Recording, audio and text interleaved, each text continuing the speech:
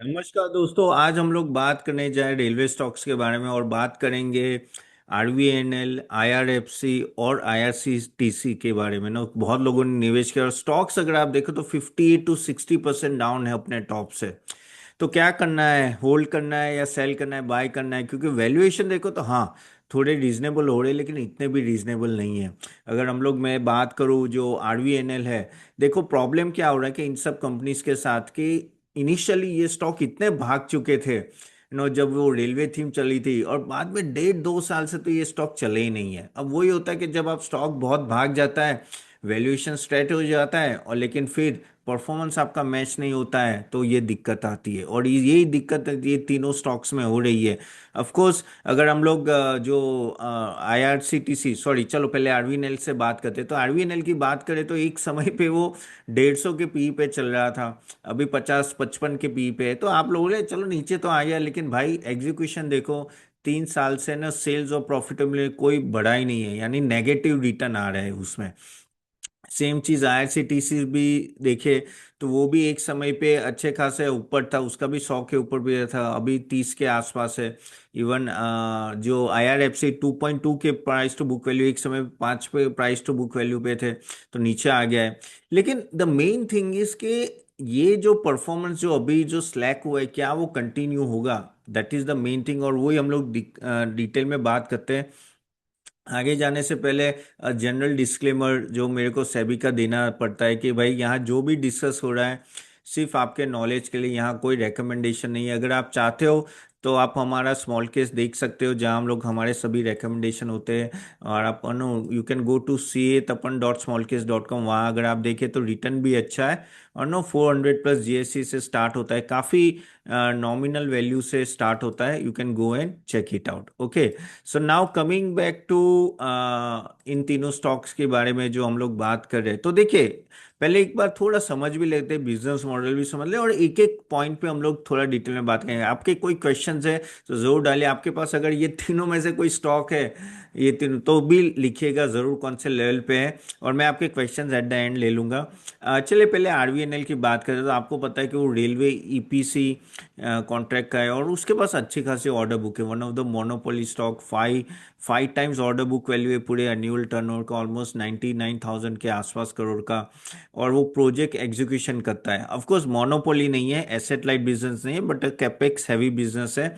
और ना ऑफकोर्स, और ये काफी हद तक गवर्नमेंट पे डिपेंडेंट होता है। प्राइसिंग पावर लो है और बिजनेस क्वालिटी देखे तो मीडियम है, इतनी खास नहीं है। One of the main reason के जैसे मैंने बोला ना, एग्जीक्यूशन दिख नहीं रहा है, सेल्स ही नहीं भाई। यानी अगर आपका 5 टाइम्स एनुअल टर्नओवर का है, आपके पास 5 टाइम्स है, तो आपका सेल्स कम से कम 25 30% से भागना चाहिए। जो भाग नहीं रहा है ना, उनका 2 3% हो रहा है, अभी तो ऐसी हालत है। आईआरसीटीसी, जैसे आप रेलवे टिकट बुक करते हैं all that, ticketing catering tourism में एक टाइप का नो मोनोपोली कह सकते हैं रेलवे में। एसेट लाइट मॉडल है, सब कुछ सही है, कैपिटल इंटेंसिव नहीं है, गवर्नमेंट डिपेंडेंस बहुत है। यहाँ प्रॉब्लम यही होती है कि पॉलिसी चेंजेस कुछ भी कभी भी हो सकते, दैट इज अ प्रॉब्लम। और प्राइसिंग पावर है लेकिन एक लेवल के ऊपर वो जा नहीं सके क्योंकि गवर्नमेंट का इंटरफेरेंस रहेगा। अगर आप बिजनेस क्वालिटी देखो तो कंपेटिवली एक्सेलेंट है। रीजन वही है कि उनका कोई कॉम्पिटिटर आने नहीं वाला है आरसीटीसी का। आईआरएफसी की बात करें तो वो अपना कहते हैं ना कि रेलवे कंपनीज को ज़्यादा लोन्स देते हैं all the Indian railway financial corporation, interest और लीजिंग इनकम उनकी ज़्यादा होती है। मोनोपोली बिजनेस है इनका भी, जैसे रेलवे ग्रो होगा तो ये भी ग्रो होगा ऑफ कोर्स। और लेकिन वो ये यहाँ भी गवर्नमेंट डिपेंडेंस काफ़ी है कि रेलवे के प्रोजेक्ट से ज़्यादा देते हैं। हाँ अभी थोड़ा वो लोग नो आगे जाके डाइवर्सिफाई करें, लेकिन प्राइसिंग पावर और वो सब थोड़ा कम है। तो अभी इनका सबसे सम्मत है कि ये बिगेस्ट प्रॉब्लम क्या हुआ कि क्या की वजह से ये तीनों स्टॉक नहीं चल रहे। पहले हम लोग आरवीएनएल लेते हैं। सबसे बड़ी बात इसका जो मार्जिन इश्यू, मार्जिन बहुत ही कोलैप्स हुआ, जबरदस्त तरह से कोलैप्स हुआ। क्यों हुआ? आप समझो कि आपका एक तो कंट्रोल बिजनेस होता है गवर्नमेंट का, जहां मार्जिन एक लेवल के ऊपर नहीं जा सकते, प्लस एग्जीक्यूशन नहीं हो रहा है तो कैश फ्लो का भी प्रॉब्लम आ रहा है। और आगे जाके थोड़े प्राइवेट प्लेयर्स भी बिडिंग में आ गए। और ओवरऑल देखें तो रिसीवेबल्स एक बड़ा हाई। अब रिसीवेबल्स क्यों हाई है? क्योंकि गवर्नमेंट से ज़्यादा पैसा आने वाला है, तो वहाँ अगर थोड़ा भी लैग हुआ तो इनको प्रॉब्लम हो जाती है। जबकि आईआरसीटीसी का क्या है कि आपको पता है कि ये मैच्योर बिजनेस है, यानी रेलवे के साथ ही ग्रो कर, अगर रेलवे अगर 4% से ग्रो हो रहा है तो आईआरसीटीसी 10% से ग्रो नहीं होगा। पॉसिबल ही नहीं है ना, क्योंकि उनकी टिकट ही उतने से बिकेगी। और मेजरली तो हमें भी पता है अभी 90% तो आपका ऑनलाइन ही होता है, तो ग्रोथ स्लोअर है, टिकट सेचुरेशन लेवल पे आ गया है, और वहाँ रेगुलेशन भी है। तो ये एक दिक्कत है आईआरसीटीसी। बिजनेस अच्छा है लेकिन ग्रोथ का जो स्कोप है ना वो थोड़ा कम है। आईआरएफसी की बात करें तो उसका भी क्या हुआ है कि डाइवर्सिफिकेशन ट्राई कर रहे हैं अलग अलग बिजनेस अदर देन रेलवे, लेकिन अभी तक लैंडिंग इच्छा अच्छा नहीं रहा है। और अभी भी हमें फिर देखना पड़ेगा एनपीए अभी कंट्रोल में है, तो क्या एनपीए बढ़ते हैं कि नहीं बढ़ते। So that is the biggest thing, वो आपको समझना है। तो यहाँ से अगर आप देखो तो रेवेन्यू ग्रोथ अगर हम मैं तीनों की बात करूँ तो इतना कुछ खास नहीं है ऑनेस्टली। हाँ आईआरसीटीसी का ग्रो हो रहा है लेकिन आरवीएनएल का तो बहुत ही खराब है। कैश फ्लो क्वालिटी भी अगर मैं देखूँ तो आरवीएनएल का सबसे खराब है। अर्निंग क्वालिटी ले लो, कैश क्वालिटी ले लो, वर्किंग कैपिटल में भी स्ट्रेस है। कंपेरेटिवली इन सब में आईआरएफसी और आईआरसीटीसी कंपेरेटिवली अच्छा है। और कहते हैं ना कि उनके आगे जाके भी ईबिटा ट्रेंड शायद मेंटेन हो सकते हैं। ठीक है, बैलेंस शीट की बात करें तो यहाँ मुझे जो कहते हैं ना आरवीएनएल की जो बैलेंस शीट है मॉडरेट है। ठीक है, कैश पोजीशन जो फॉल हो रहा है वो सबसे बड़ी दिक्कत है, लेकिन आगे जाके आई थिंक वो एवरेज बैलेंस शीट रह सकते हैं। ये सब मैं क्यों बात करूं, क्योंकि आपको पता चलना चाहिए हर एक एंगल से कि किस तरह से है। आईआरसीटीसी का कह सकते हैं जीरो डेट है, कैश फ्लो जबरदस्त है। 2,800 करोड़ का तो कैश ऑलरेडी उनके पास पड़ा हुआ है। नेटवर्थ भी स्ट्रांग है, तो बैलेंस शीट आईआरसीटीसी की अच्छी है। आईआरएफसी की कह सकते हैं कि एज पर द फाइनेंशियल इंस्टीट्यूशन जो लोन देती है तो उनकी भी इंस्टीट्यूशन के हिसाब से I think excellent balance sheet है। अगर हम लोग रिटर्न की रेशियो की बात करें तो भाई आरवीएनएल के बहुत ही खराब है। अगर आप खराब है, आरओई देखो 9% है, ROC 5%, which is not at all good. Trend भी अभी नेगेटिव चल रहा है इनका। आईआरसीटीसी का अच्छा ऑलमोस्ट 32 का आरओई है, अगर आरओसी 37 का, which is quite good. Okay, IRFC की भी बात करो तो आरओई 13 है, विच इज ओके, और ट्रेंड भी स्टेबल है। तो आरवीएनएल के यहाँ भी सबसे खराब आ रहा है। यहाँ से ग्रोथ ड्राइवर्स कौन से हो कि किस तरह से ये सब स्टॉक्स भाग सकते हो? देखो, जैसे मैंने बोला आरवीएनएल के पास ऑर्डर बुक की कमी नहीं है। आप भारत नेट ले लो, वंदे भारत और वो सब डायरेक्टली उनको ऑर्डर बुक मिले, तो यहाँ से ड्राइवर तो है, ग्रोथ ड्राइवर तो ऑर्डर बुक है। एग्जीक्यूशन का इशू है आईआरसीटीसी का।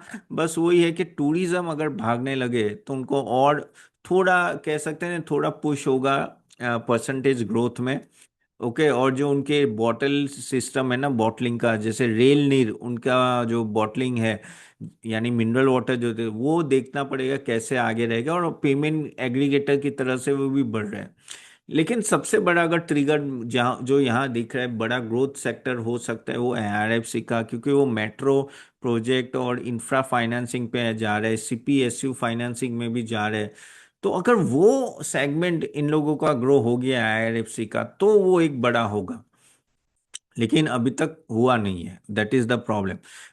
इसलिए क्योंकि ये मैच्योर बिजनेस है आईआरएफसी, इसलिए अगर आप देखो तो कंपेयर टू अदर जो फाइनेंस लेंडिंग है उनके सामने वैल्यूएशन इसका कम दिखेगा, लेकिन उसका स्कोप भी अभी लिमिटेड है कंपेरेटिवली।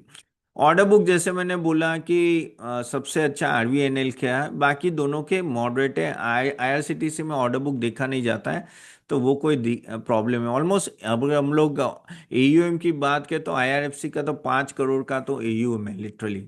मैनेजमेंट क्वालिटी मीडियम है ऑनेस्टली। मुझे तो इतनी खास लगी नहीं आरवीएनएल की। आईआरसीटीसी की तो भी कंपेरेटिवली ठीक है, आईआरएफसी की भी ठीक है। ओके, अगर मैं सभी तरह से देखूं तो रिस्क तो मैंने आपको बताया कि receivable risk and all that, cash flow risk जो आरवीएनएल में आपको देखने हैं। और कहीं ना कहीं वैल्यूएशन अगर आप मुझे बात करें तो अभी भी अगर हम लोग देखें तो आरवीएनएल 55 के पी रेशियो पे चल रहा है, तो अभी भी एक्सपेंसिव है। ईपीसी कॉन्ट्रैक्ट के सामने मुझे तो एक्सपेंसिव दिख रहा है। मार्जिन रिकवरी कैसे होती है उस पर डिपेंडेंट है। आईआरसीटीसी का प्रॉब्लम ये हो रहा है कि अभी ग्रोथ बहुत ही स्लो डाउन हो रहा है, तो उसका भी वैल्यूएशन कंफर्ट अगर आप देखो तो मॉडरेट है। ठीक है, लेकिन आगे जाके किस तरह से ग्रो करेगा वो बहुत कुछ डिपेंडेंट होगा, किस तरह से टूरिज्म चलेगा। आईआरएफसी का भी मॉडरेट है, तो वो चीज़ आपको देखनी है। तो मेरे हिसाब से क्या होना चाहिए तो फिर ये सब स्टॉक भागेंगे, तो मेरे हिसाब से आरवीएनएल में पहले तो मार्जिन रिकवरी आनी चाहिए आपकी आगे जाके, कैश फ्लो ठीक होना चाहिए, रिसीवेबल कलेक्शन अच्छा होना चाहिए, और एग्जीक्यूशन, सबसे बड़ी बात है एग्जीक्यूशन, वो नहीं आता तब तक ऑनेस्टली स्टॉक में घुसने का कोई मतलब नहीं। अगेन कोई रेकमेंडेशन नहीं, this is my just for information. एक सेबी रजिस्टर्ड रिसर्च चैनल्स, तो मुझे ये बोलना पता है हमारे कोई भी स्मॉल केसेस में ये स्टॉक्स नहीं है। तो ये 4 पॉइंट ध्यान रखना। आईआरएफसी के लिए आप देखेंगे तो सबसे बड़ी बात कि ये पेमेंट एग्रीगेटर का इनका धंधा कैसा चल रहा है, टूरिज्म कैसा भाग रहा है, और कहीं ना कहीं रेल ने, जैसे वो आप मैंने बताया ना, वो जो मिनरल वाटर थे, तो वो कैसा बिजनेस है वो ध्यान में रखिए, तो थोड़ा अपटिक आएगा। आईआरएफसी का क्या नीम एक्सपांशन होता है, और जो जिस तरह से वो डाइवर्सिफाई कर रहे हैं, डाइवर्सिफाई लोन बुक भी करे, तो क्या वो जीरो एनपीए पे टिक पा रहे हैं, वो बड़ी बात है इसमें। डबल डिजिट ग्रोथ तभी वहां दिखेगा। तो फ्यूचर अपसाइड आप बोलोगे तो भाई, अगर अगर आरवीएनएल ने एग्जीक्यूशन किया तो अपसाइड बड़ा है, लेकिन तब तक नहीं तो ये कॉन्सोलिडेट करेगा, और मैं घुसूंगा नहीं जब तक मुझे वो एग्जीक्यूशन दिखेगा नहीं। आईआरसीटीसी का इतना मजा नहीं है, सेचुरेशन है, तो अपसाइड यानी नॉर्मल ग्रोथ देखा आपको। आईआरएफसी का भी हाई है, लेकिन कैसे डाइवर्सिफिकेशन के बाद वो कैसे चलता है उस पर बहुत कुछ डिपेंडेंट है। तो बिजनेस पॉइंट ऑफ व्यू से तो अगर आप बोले तो नो, कहीं ना कहीं आईआरसीटीसी का बेस्ट बिजनेस है, लेकिन सेचुरेटेड है। आरवीएनएल का सब कुछ अच्छा है, लेकिन एग्जीक्यूशन वीक है, और फाइनेंस इतने अच्छे नहीं है। और आईआरएफसी का डाइवर्सिफिकेशन अगर चलेगा तो ही चलेगा, तो ये चीज़ आपको ध्यान में रखनी है। ठीक है, चलिए यहाँ तक रखते हैं। तो होप ये वीडियो अच्छा लगा है तो do like it and share it to everyone, do subscribe to our channel. और चलिए मैं आपके क्वेश्चंस ले लेता हूँ, काफ़ी सारे क्वेश्चंस आते रहते हैं, तो मैं ज़रा ले लेता हूँ। चलिए, DS7855 सर, आपके पोर्टफोलियो में कौन से हैं? वेल, अच्छा, मैजागॉन जीआईसी कोचिंग शिपयार्ड के वीडियो के बारे में बात करें, या देखो इसमें से कोई भी नहीं है, क्योंकि मैं बताता हूँ हमारे पे बहुत रिस्ट्रिक्शन होता है, मैं स्मॉल केस मैनेजर हूँ, और सेबी के रूल्स के जैसे मैं काफ़ी सारी चीज़ें बाय नहीं करता, तो ये सब स्टॉक मेरे पोर्टफोलियो में नहीं है। हाँ, हमारे स्मॉल केसेस में हो सकते हैं। सर, स्टरलाइट टेक, किंगो, सरागा पूर्धम, स्लाइड 62 से 626 में बाय किया, आप क्या लॉस में है, क्या करो, होल्ड करो? आई थिंक होल्ड कीजिए स्टरलाइट, थोड़ा होल्ड कीजिए। स्टॉक का अच्छा है, लेकिन बहुत ही महंगा है, बहुत ही महंगा है, तो वैल्यूएशन बहुत है। या तो अगर आप रिस्क नहीं लेना चाहते, एक मिनट मैं देख लेता हूँ अभी कौन सा भाव पे चल रहा है। अभी तो निकल जाना, क्योंकि ये बहुत ही वॉलेटाइल स्टॉक रहेगा, that is the thing. Sunil Galwal 8391, thanks a lot for your information, thank you Sunil ji. Sir, Mahima G1725, sir I want to apply for a small case, how to apply? वे मैं लिंक दे दूंगा, आप उसको क्लिक करके आप अप्लाई कर सकते हो।